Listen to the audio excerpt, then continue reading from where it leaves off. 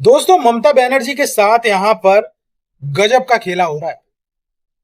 मतलब ममता बनर्जी बंगाल में होती हैं तो दिल्ली में उनके जो पार्टी मेंबर हैं वो टूटने लगते हैं, और जब ममता बनर्जी दिल्ली आती हैं तो बंगाल में उनके जो अभी के पार्षद तक, यानी यूं समझिए छोटे से छोटा नेता भी एक तरीके से रिजाइन देने पर बैठा हुआ है। अब यहां पर मेन चीज क्या है? बीजेपी तो लेने वाली है नहीं, क्योंकि बीजेपी को जो इस बार जो वोटिंग हुई है, जो उसे सत्ता मिली है, वो टीएमसी लोगों को दूर करने के लिए ही मिली है। बीजेपी ने अगर कहीं ना कहीं सीटों को बढ़ाने के चक्कर, वैसे सीटों को बढ़ाकर करेगी क्या? क्या लॉलीपॉप की तरह चाटोगे उन लोगों को? बहुमत तो है ना तुम्हारे पास, इनसे तो दूर ही रहो, वो ज्यादा सही है। वरना कहीं ना कहीं पब्लिकली आपकी जो इमेज है वो एक धोखे के तौर पर जाएगी। तो यहां पर सबसे बड़ी चीज यह है कि ममता बनर्जी के साथ खेला होबे, हर जगह खेला होबे हो रहा है उनके साथ, और हो भी रहा है।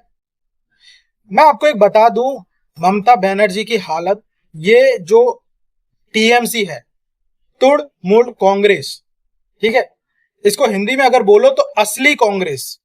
ममता बनर्जी कांग्रेस में ही थी पहले, राजीव गांधी के टाइम पे काफी विश्वासु थी, लेकिन फिर उन्हें ऐसा कहीं ना कहीं लगा कि कांग्रेस जो है वो परिवारवाद को लेकर ज्यादा आगे चल रही है। इसलिए ममता बनर्जी ने अपनी एक अलग बनाई, तुलमुल कांग्रेस, जिसका असली मतलब होता है कि असली कांग्रेस यही है। और वहां से उन्होंने जो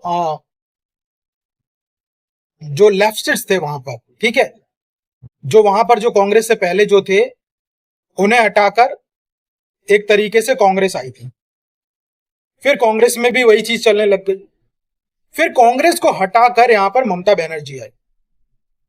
बंगाल में एक चीज है कि जब कोई भी पार्टी आती है ना तो सिर्फ वही वही रहती है। ऐसा नहीं है कि गठबंधन की सरकार बन रही है, ऐसा नहीं होता। जब जब वहां पर सरकार आई है, बहुमत की सरकार ही आई है। तो अब ये जो बीजेपी आई है ना, ये मेरे ख्याल से मुझे ऐसा लगता है कि अगले 15 से 20 साल तक कहीं नहीं जाने वाला। और जिस तरीके से शुभेंदु अधिकारी यहां पर काम कर रहे हैं, पब्लिक को जिस तरीके से शांति का अनुभव हो रहा है, फर्स्ट टाइम अनुभव हो रहा है। वरना हर बार चुनाव के बाद पेड़ों के ऊपर लोगों को लटका दिया जाता था,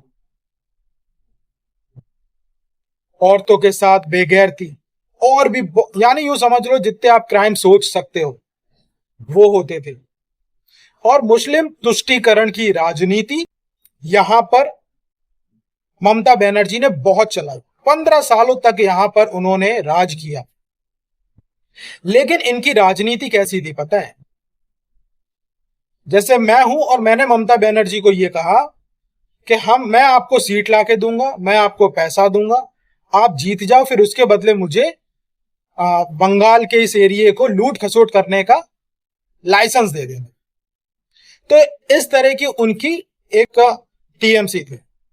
जब टीएमसी हारी तो ममता बनर्जी के पास तो कुछ देने लायक है नहीं, इसलिए टीएमसी जो है वो ताश के पत्तों से भी ज्यादा भर भरा कर गिरी है। और यही वो चीज है जो ममता बनर्जी की, यूं समझ लीजिए एक मंदिर में गए थे, मैंने तो वो सीन जब देखा, सोचो एक भूतपूर्व चीफ मिनिस्टर किसी मंदिर में जाता और कोई भी जनता उसे रिकॉग्नाइज नहीं करती, कोई नमस्ते तक नहीं करता। ममता बनर्जी वहां पर यूं समझ लीजिए बहुत ही ज्यादा उनका अपमान जैसा हुआ था। और ममता बनर्जी के ऊपर दया खाने जैसा है नहीं। इन्होंने गुंडों को लाइसेंस दे के रखे थे, जो भले ही लिखित तौर पर नहीं थे, बल्कि लेकिन मुंह से बोलकर रखा था, आपको जो करना है वो करो बंगाल में। इतनी खतरनाक यहां पर इनकी मुस्लिम तुष्टीकरण की राजनीति थी।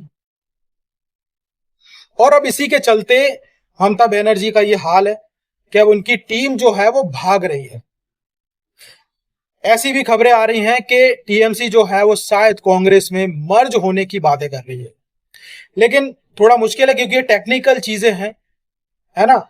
ऐसा नहीं है कि भाई आप मुंह उठाकर चले गए, बोले अब हम कांग्रेस में आ गए।